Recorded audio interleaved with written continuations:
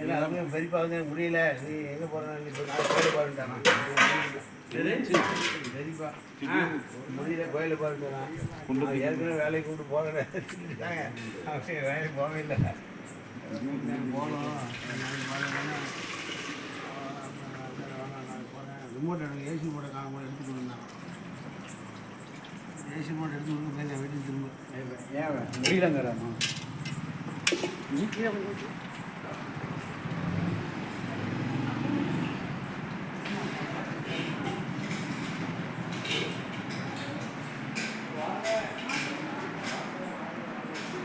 வாங்க